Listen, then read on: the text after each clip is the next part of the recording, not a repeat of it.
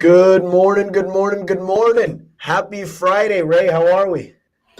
Feeling good, feeling good. End of the week. Hopefully we see some action today.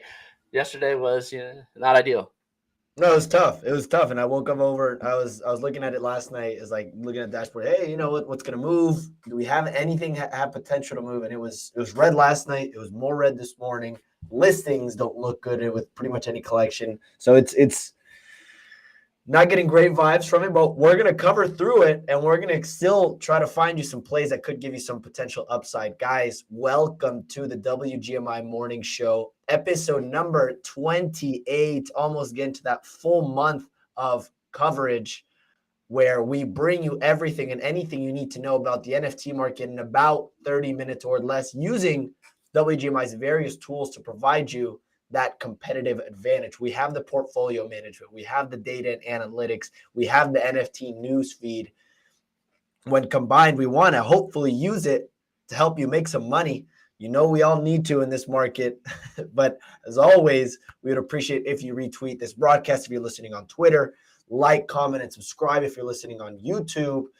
Click the link below if you're on Twitter to get onto our YouTube. And guys, remember, this is not financial advice. Please remember, the NFT market is risky. You can lose some money, as we all have been recently. But moving on to the market report, this is provided by WGMI's newsroom account. This is where we give you every morning a morning snapshot that you can use while you're drinking your cup of joe. And we provide some of the news that populates our newsfeed. So give us a follow if you do like that. Yesterday's OpenSea volume was $9.7 million, and the NFT collection sorted by the 24-hour volume. We have CryptoPunks leading the way once again with 7 sales yesterday, almost 600 ETH in volume. They're sitting at 66.5 ETH floor. Degen Heim, new mint yesterday, did almost 2,300 sales. 9% listed, a 0.17 ETH floor. We're going to cover that a little bit later, break it down for you. And you have Bored Ape Yacht Club with 4 sales, but still 337 ETH in volume. That's sitting at a 76 ETH floor. Other Deed continuing to fall here. It's a little bit of a free fall as those listing rewards continue to compete and take the attention of that bottom 200 listed. They're sitting at a 1.29 ETH floor, 123 sales, 300 ETH in volume. Non-NFT, this looks like an XCopy to me, Ray, you might have to correct me on this, but they did 200 sales, 231 ETH in volume. Nihilings, Moonbirds, Gangster All-Star Evolution, Mutants, and Fidenzas round out the rest of the dashboard. Ray, after yesterday's action, anything big here to uncover? Yeah, there's a few things to unpack. First, jump on those non-NFTs. This is a collaboration by XCopy and a few other artists here into the details. Maxara, Neuracolor, and XCopy Collab, commemorative artwork for the non-NFT Summit Genesis taking place in Mexico City on November 7th, 2022. I don't know many details about this, if it's a mint pass for the that summit or if this is the final work. It has seen some attention. We did see 233 ETH of volume. We're sitting at a 1.5 floor price. When I went to bed last night, we were around 1.7. Continuing to monitor this, an addition of 666. You can compare that to some other XCopy, collections and see what you think the value there is. I mean, it's not a pure XCopy. It is a collab. So that could affect the price a bit, but definitely one to watch, especially if you're an XCopy collector. It could be one that you may want to pick up while the price is around where it's at now. Talking a bit more on the other deeds we mentioned earlier, looking at LooksRare, this is fun. So I scroll down, I'm looking at, listings on LooksRare. The 200th listing is at 1.174. The floor is at 1.169. So we're looking at a 0.005 spread between the first and the 200th listing. This is pretty much confirming that fact that people are just really trying to dump to get within that top 200 for listings. LooksRare almost forcing liquidity on the other deed collection through their rewards, as we identified yesterday, saying I think a good number of collectors were buying these and using them as a type of stable coin almost to farm these rewards on LooksRare. And now we're seeing a bit of forced liquidity here. I think that, eventually we're going to hit overcorrection. I think that the supply is far outweighing the demand. And I think we're going to get to a point on these other deed lands where it's going to be a buy. It is a bet on, Yuga and, a lot of execution risk surrounding other deed. We haven't heard any news. We had the one play test. We haven't heard anything else, since then. So there could be a bit of news that would spark a movement on this, but it's such a large collection that it's hard to really move that needle in terms of price point. So this is more of a long-term investment, but if you are looking to lock it up, I think we're going to be seeing a local low, in the next week or two as these listings continue to compete and the buy side struggles to keep up. Are we delayed on that other side land drop? I'm curious how that's going to play into it, if they're still going to do it, or if not. If so, that would even increase the supply more than what we previously thought. Right. I mean, the only way they can do that in a non-dilutive way is to, airdrop that to holders of current land. So even though you're diluting the total supply, each person has two. It's almost like a stock split in that scenario. You're probably losing a bit of value over the all, but not losing as much value as if they said, hey, we're going to offer these, 50,000 lands to, a completely different subset of people at a price that would, further dilute the supply in a way that would hurt the current holders. But definitely keep an eye out there. I think we're going to, see some good buys as well. Looking at land, always take a look at, the different traits.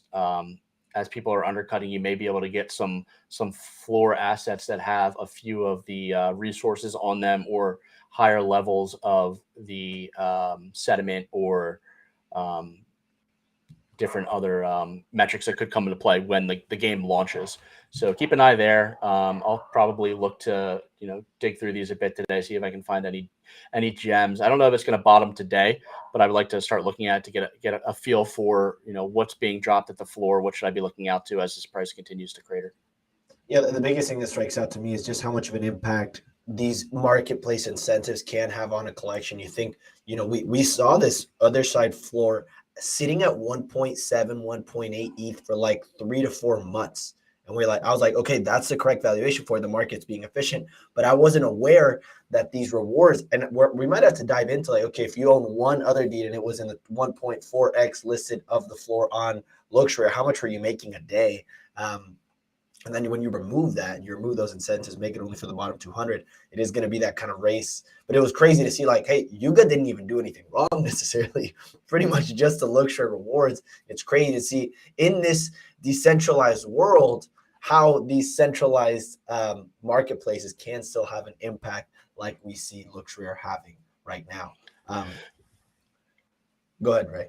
Yeah, I was gonna say it's almost like they, created the sort of created the artificial pump as well, because a good Right. amount of those holders clearly were just in it for the rewards and were buying them, listing them at 1.4 above the floor, with little risk to them selling and claiming rewards. They are also driving some demand, as other deed consistently sat in that reward tier, and you could consistently, farm rewards like other deed was a stable coin forever until they made this change. So that not only they almost created that artificial floor where people were incentivized to buy and not sell. So once they kind of, then went the other direction completely and incentivized you to not only sell, but sell like cheap and provide that liquidity, it's what's caused this price drop. And, you live by the sword, you die by the sword for some of these. Right. And it's definitely something to pay attention to as other marketplaces develop their own incentives as well. Yeah, well, I might have to dive in and check some of these whale wallets to see if they are listing at these prices, if they're looking to sell. And then you look at, like, okay, if someone just wants to get out of other side, how do they do it? Do you take a collection offer? How do you get that liquidity price fast versus trying to get to that bottom 200 listed? Yeah, for sure. I mean, this one holds 33 other deeds, and looking at this, they're continuing to drop. So I think we were at 1.69 right now, 1.1675. They're continuing to undercut with those other deed lands at the floor. It's crazy. Crazy. Moving on, though, in other stories, because we could talk about this all day as we sometimes get too fired up, Ray. We got to keep the show moving sometimes. Renga, very quickly, guys, a price update for you. Renga is now down to 1.38. It is up a little bit after I saw it bottom out at 1.2 last night. Ray, as you look at this chart, are you a buyer of Renga at any point? Like, do you have a price point in mind? I know you mentioned you have other Ds. You're looking at sub 1 ETH. Is there a price point in mind that you have for Renga, or are you staying away for now? Nope, no interest. I don't think there's any catalyst. I think that continues to bleed out, and I think we go below 1 ETH. I'm not necessarily excited by the prospects of it long term, as opposed to some other things you can buy around that price point. So not interested right now. We'll see if it continues, or if there is some sort of overcorrection maybe. But it just at this point, it's listings have kind of steadied out. They're not, they're going up a bit. Price is continuing to drop. So it's not something that's really on my radar in terms of a buy. Yeah, and liquidity seems to be drying up. I mean, sales are low. Not a lot of action on it anymore. And yeah, I mean, it seems like from the way they're running the socials, the way they kind of run this project, that you're not going to see intentional catalysts, or they're not going to try to cater to this DGen or Web3 audience that they have. Ray, I know you were kind of all over. I know you picked up a few. You were kind of all over DGenheim yesterday, and you were possibly getting in on it. If you can possibly shed some light on it. I know you got in on it at a certain price, and I'm curious what your play is on it there. Yeah, so I grabbed, I think I swept 5 or so DGenheims off of Blur. I'm trying to use Blur a bit to guarantee those rewards. We talk about marketplace rewards. They keep coming up. They do a good job of incentivizing users to use the platforms. We broke that down yesterday, how to maximize those rewards to give yourself a bit of value come airdrop in January. I swept, about 5 of these yesterday around the 0.16, 0.17. I think they're fairly low risk, and I think that we could see a pump coming into a reveal. Reveal hasn't been announced yet. It's essentially a play earn game with a team that's supposedly been in that space and has had success developing games. It's been hyped for a while. I think there's enough interest that it's fairly low risk. So I'm just, taking a shot here, taking a swing that we could run up maybe 0.25, 0.3, and then can turn a small profit here. Yeah, he was posted. I don't know too much about it. The play to earn, those.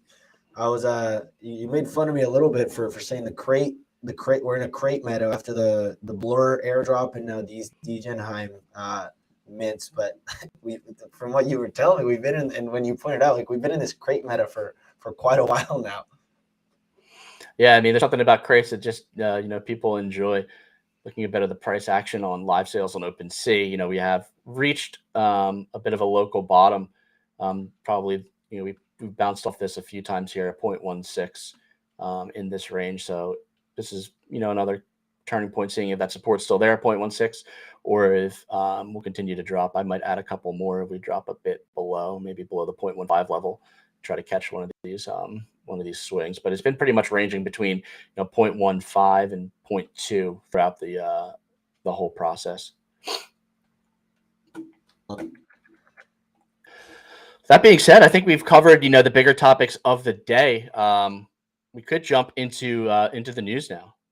I'm ready whenever you are. Yep. So we'll start off with Bored Apes and Gutter Cats. Both of these collections were announced that they're going to be getting a VIP access lounge at 28 airports. There's a deal that Mousebelt struck between BoredJobs.com and Global Lounge Network, the company that designs, finances, develops, operates VIP lounges across 28 airports, 11 cities. There's going to be 200 lounge passes that are going to be distributed between the Bake Make and Gutter Cat, OG Cat NFT holders. Interesting to see this. I don't know if you have any takes on this or what your thoughts are on the thought process and how this could benefit the projects.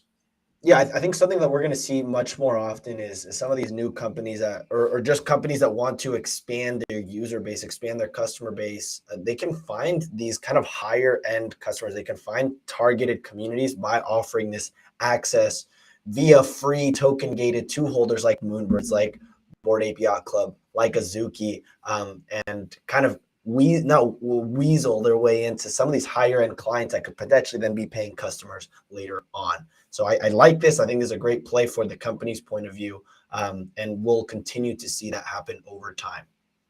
Yeah, I wonder if there's going to be any advertisement that's tied into that in the lounges themselves. So it could be interesting to see for sure.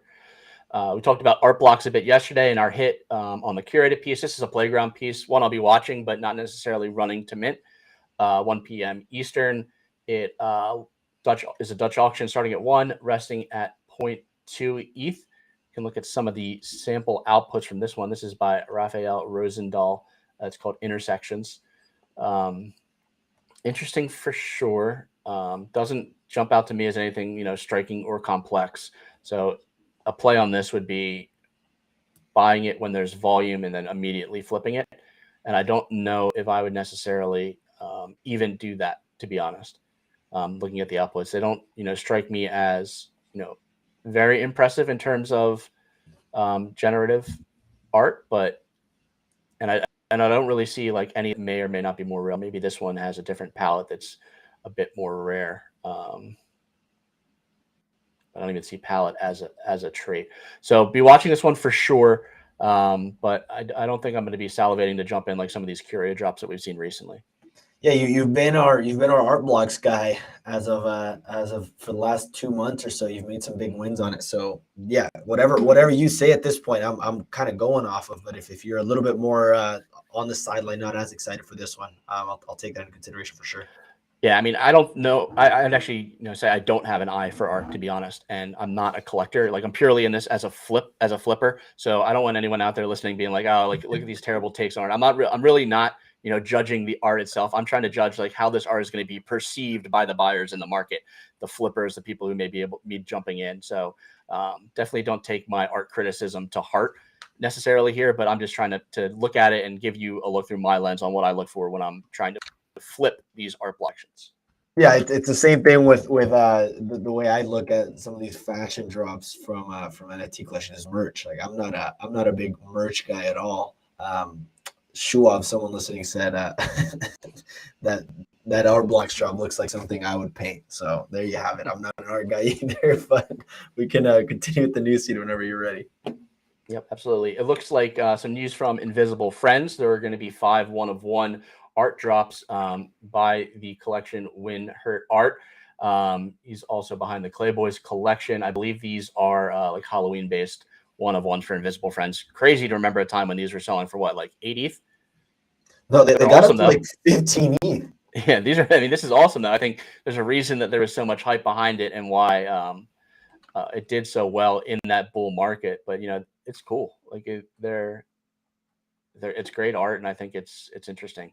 They have had a bit of a Ray. They have had a bit of a pump as far as Invisible Friends go. I don't think it's time to call them dead anytime soon. You look at Invisible Friends over the last, just in October, they're up from 2.75 all the way up to 3.3, and I was eyeing them at like 2.25 like a month ago, and they were there. You have it.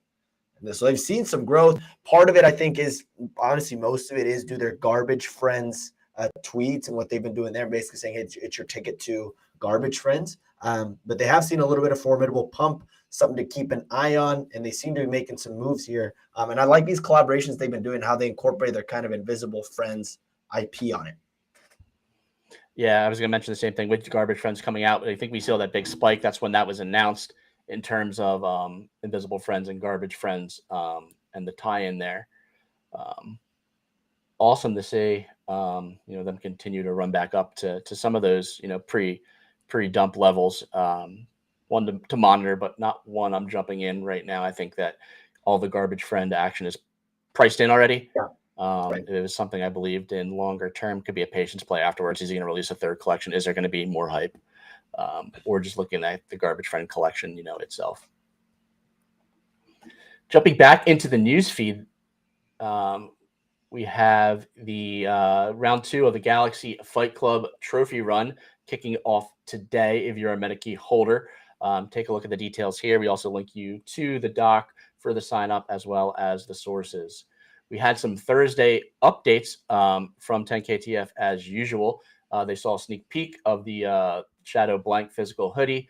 Looks like there are going to be 2 options for hoodie redemption, either the partner PFP hoodie that everyone sees on the 10KTF collections, and also the Shadow hoodie that was just revealed. Also, the Kagami redemption period begins today at 10ktf.shop. So head there if you want to redeem your Kagami NFTs for the physicals. They're extending the redemption period until October 31st. So you'll have 10 days to do this redemption for the Kagamis. We also saw that DeadFilms, Chimpers, and Renga would be introduced to the 10KTF ecosystem. Saw a tweet by Chimpers, I believe, and a few others showing that image that we saw. Those 3 collections are going to be added as parent PFPs. And Matoshi, who's one of our curators on top of the 10KTF universe, made some good points saying, hey, like these blanks are deflationary. They may release more, probably not more of the combat crate blanks, but they may release more of the OG blanks. Maybe. We're not even sure. We're not even sure if you can continue to craft them, in the extended future. So these are going to be deflationary potentially. And there's also going to be more people entering the ecosystem from these other projects that may want these blanks to put on the Deadfellas, to put on their Chimpers, to put on their Renga PFPs and rock them. So definitely going to take a look at those blanks across the 10KTF collection, see how that's looking. Have they've already started to run? If you're looking to park some money in a fairly safe collection, could be a good speculation as well. I'd lean towards the combat crate side of things because I think there's less likelihood that they will release more supply for those. Yeah, and I'm a Deadfellas holder, and I'm finally involved in this ecosystem, the 10KTF, and I was like, damn, like, should I get one? I want to get my customized. Everyone wants to get their digital identity transformed into the possibility of something physical. And when you bring in demand increases like Chimpers, like Renga, like Deadfellas, you're looking at 30,000 potential new buyers that weren't there before, but the same supply. So definitely seems like a good play there, Ray. Something to monitor over time. It seems like now this is like peak attention on it, possibly, but we'll look to see if, hey, maybe once it settles down again, if this is a good buy. Yeah, for sure. Looking at the floors here on the blanks, the socks are at the floor. Combat helmet, Kevlar vest are both level 2. Pilot helmet level 2. Blank sock full of doorknobs level 2. Snapback level 1.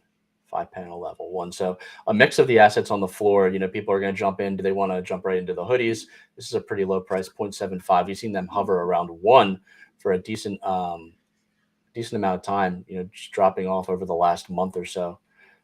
From that 1 ETH floor that they've tend to hang around.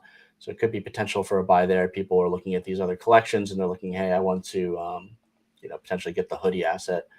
Is that something that may interest me? We don't see any sales on the hoodies in the last 7 days. So no movement here after those announcements. Moving on, we saw that Warner Brothers Movieverse is releasing a drop for Lord of the Rings today. I don't know if you've taken a look at this yet, Clemente. I haven't looked yet. All right, so they're saying essentially it's going to be a Web3 movie experience. The premiere is dropping today. It opens at 12 p.m. Eastern, so an hour. Gives you some information here. There's 2 different tiers you can purchase. I believe you need to create an Alluvio wallet to purchase this asset or to store this asset. There's 2 different tiers, Mystery Edition and Epic Edition, at different price points. I believe the Mystery Edition is $30. It's basically getting you a full-length film in 4K, 8 hours of commentary, and then this Web3 movie experience, including a surprise location-themed interactive navigation menu based on 1 of 3 locations in the movie. So I don't know exactly what this is going to be. Is it going to be like an NFT that's going to get dropped to you that shows this? Either way, I think I'm going to jump into this and try to mint this. I think this is pretty cool. I'm a Lord of the Rings fan in general. If these are going to be, these NFTs, it'd be cool to collect, all 3 of those. I might just go jump right into this Epic Edition at 100. I think it includes all 3 image galleries and AR collectibles. So something I'll be checking out for sure. Interesting to see. It's just, sort of fits the MO with, an older piece of IP Right. in Lord of the Rings. But looking at them, they just built, that show Rings of Power that just released and I think has fairly solid ratings. So it's not something that's, really clawing back from the dead. It's more of something that's really in the spotlight right now. Yeah, and to be honest with you, it seems a lot more creative than what I expected. I thought it was going to be like you get to buy a digital collectible of Bilbo Baggins, and that was it. But I like that they actually did something to it. And the fact you can kind of get this experience and then you can transfer it. Like it's not like you're buying a DVD where that's it. But they're adding stuff to it, and there's the potential they can do something more with it in the future. So yeah, looks cool. It looks like they actually put some work into it. They took some time to say, hey, this is pretty dope. It's pretty dope. I'm a fan, Ray. I take back what I was saying previously about them being cash grabby. So yeah, good to see here. Yeah, it's a good combination. They have a lot of this, content and material. Why not use some of that and gate that behind the NFT, create an NFT? It seems just like a great fit for people who are fans who want to, spend a little bit extra on something digital and that they can, hold custody over. Why not? Yeah. And what Sherelle said was a great point as far as like Web2 firms experimenting with stuff that's already worked, right? Like you already have a fan base for this. You already have these experiences that fans want. How do you turn that into, like, you've been able to create it in physical versions in the past, like with these Disney World experiences and these immersive like theater experience? How do you create that in a digital version?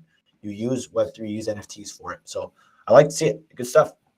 Yeah, another thing I'm thinking too, if they released a collector's edition on the shelves or online and they said $100 here, you're going to get a couple like pictures or something you can download, I'd say like, yeah, no, I wouldn't even think about it.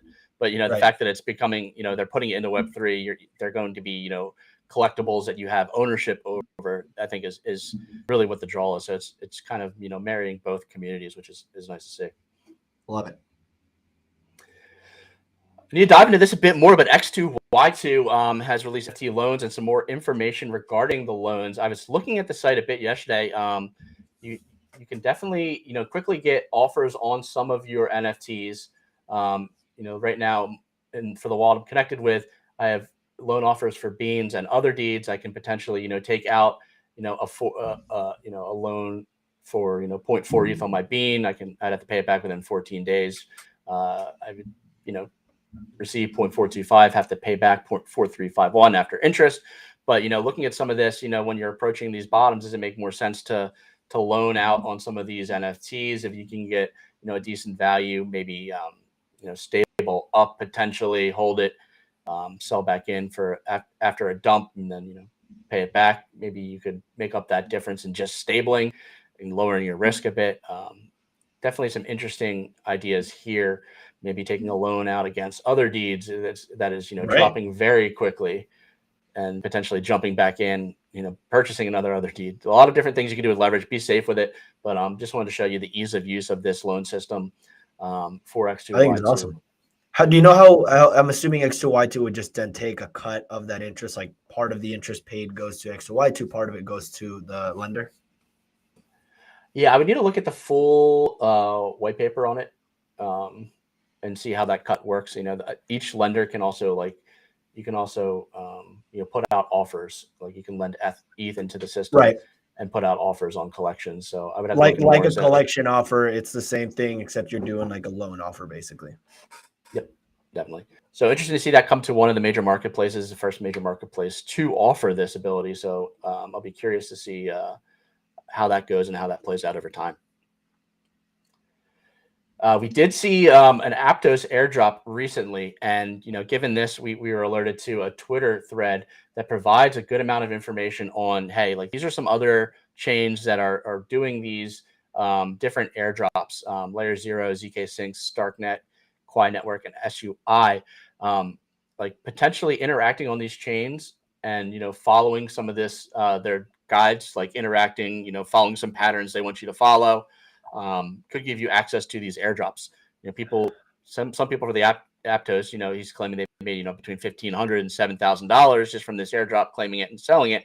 So we provide links there. If you want to check out those opportunities, always do your own research. Make sure you're using burner wallets for anything that you're connecting to. But you could have a good opportunity there to earn some airdrop of these tokens as they're released. Yeah, I think it's funny that they remind you of like, hey, yeah, once this new website launches, you have to do 3 clicks on the right side, 1 click in the middle, scroll 3 times, and you can win $3,000. Like, it's such a crazy concept to me.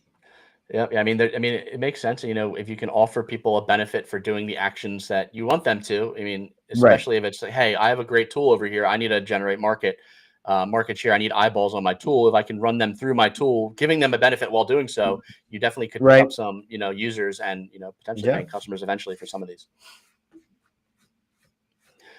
Moving on, we have another Mintless raffle available for Zen Academy, Life in Our Minds. I've seen this one in a few of the bigger Discords. I think Proof offered this as well. So I would recommend entering in this giveaway. It looks like it's closed. We sent it out yesterday. Yeah, it closed this morning at 10 a.m. So I missed the boat on that one, actually. I think I entered that into the newsfeed and never entered into it, figuring I would be able to do it after the morning show today. But I screwed up my timing. So good luck if you're in it. We served it to you yesterday afternoon. You had plenty of time to get in before 10 a.m. If you were eligible to get through that through Zen Academy. That being said, that wraps up the news feed for the day. Is there anything else you want to talk about, Clemente? Very quickly, I wanted to share because I know we were covering Moonbirds a little bit earlier yesterday, and covering it as like, hey, what the price action end up doing? And I did notice that we saw Moonbirds dip a little bit last night. I saw it hit.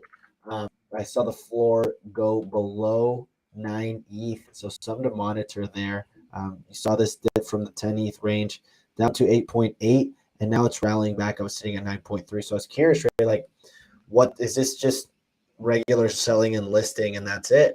Or if it's some people maybe going like, hey, I think oddities might have a stronger upside, might have more catalysts going on for the end of 2022, 2023, and this seems like a better option for me.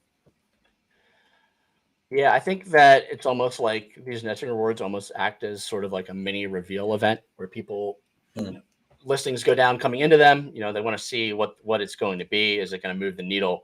And we saw that neutral to positive news on it, which I consider the infinite objects to be. Doesn't really move the needle. So it has to be something crazy. I think maybe every time it's like, hey, is it going to be a token or is it going to be a digital asset? And that would be really what would, have to move the needle upwards. But anytime it's not that, it's going to drop off. You're going to see listings increase. You're going to see people getting out that were potentially speculating that it would be a bit more of an announcement. Yeah, I would also think if they do end up doing some sort of token, they wouldn't do it on necessarily like a reveal day. They would do it more on a surprise, like oddities, just to remove that sort of speculation up to it and reward some of the people that hold it no matter what. Yeah, I don't think it would be like as the reward. Like it wouldn't be the nested reward when that diamond tier comes along in 180 days. I don't think it's going to say like, hey, here's your reward. It's a token. But I think that your nested level will come into play for that token airdrop, and that token airdrop would be announced and discussed ahead of time. I don't think it'd be something that they would just come in and say, hey, check your wallet. You have this token. Here's what it's for. I think they would talk about it a bit ahead of it, give it its use case, talk about all that so that there isn't that just wild speculation of, of price that they've been trying to get around. They want to manage expectations, and at this point, let the users know what's going on, at every step of the way. Yeah, that's all I have as far as my what I wanted to cover. I know you might have something as well here. Yeah, so I'm still looking at oddities here, just expanding a bit. We did see that drop, and we talked about being buyers. Don't want to talk about it forever, but I'm going to monitor potentially buying as well. Also looking at Bored and Dangerous, continuing its drop. We're at 0.16 right now. Not a ton of volume. We saw some sales at 0.14. I think if we get around that 0.14 level again, maybe a buyer may put in some of these best offers here. I think this has a chance to provide, that 2x from an established project this year. I would say it's more of a midterm play within the next few months. I don't see it bleeding much under 0.1, but I do see there being potential if they kind of can develop this PFP project. It is something that's wanted and develops a story and provides some sort of utility in addition to the other tokens. I could see this running as it is the gateway to that NFT. Yeah, I personally think I hold one right now. What's going through my head is I'm potentially thinking of selling if I can get it at 0.17, 0.18, and then getting back in later because I think it's just going to continue to dip. I think they're going to be heads down, kind of working on this PFP project. And in the case that it is a catalyst, then you have some time. But if it is going to be a catalyst, it's going to take a couple months to build out. And in the meantime, I think it's going to continue to bleed a bit more. So. Yeah, let's see how they're looking in terms of listings. They've held, yeah, they've kind of held. From when I've been checking, they're still kind of increasing a bit on the 7-day, so some to match that. So the 295, yeah, so they're 287 now, fairly high. It's only crossed that threshold once this month, so fairly high listings. They are trending in the right direction. The floor price is dropping. But 285 listed for this collection size isn't a lot of listings, to be honest. Yeah, I'd be interested to see what that floor wall potentially looks like. Big wall at 0.25, but before that, I'm not seeing a giant wall. Somebody sweeping 30 of these takes a price over 0.2. Sounds like you have your Friday afternoon plan for you, Ray. Sleeping 30 of these, pump my bags, see my exit liquidity. But yeah, just put them in touch with Ryan. Buy some, put them in touch with Ryan Carson. See if we can get him on as an advisor. Yeah, 100%. Guys, thanks so much for listening. This was episode number 28 of the WGMI Morning Show Friday edition. If you've been watching us for quite some time, you know that on Fridays we do our weekly market talk. Don't forget to join us. That is at 10 a.m. Pacific, 1 p.m. Eastern. Lots to cover. We have some exciting guests joining us. We heard Beanie might be making an appearance. So jump in if you can, and you don't want to miss that. Ray, I'll let you wrap it up. Yeah, I think Beanie retired from Spaces. He was back for one day, and he tweeted out that he's done. But we'll see if we can bring him back from the grave and talk Wolfgang. That being said, thank you for tuning in. If you like the tools you saw us use today, head over to WGMI.io and mint your beta all access NFT. Gives you access to all of our top-of-the-line tooling, portfolio, data, analytics, news, custom charts, project explorer, wallet history, profit loss, filter by collections, all of that information and more to help you make the right decisions across your NFT portfolio. And that is your whole NFT portfolio. We have multi-wallet support for you to view all of your collections in one place. Thank you for tuning in. Come check us out tomorrow. Come check us out this afternoon. And actually tomorrow, I'm sorry, slip of the tongue here. Come check us out Monday again, 10:30 Eastern. And also come check us out this afternoon at 1 p.m. on Market Talk. Thank you. We're going to make it.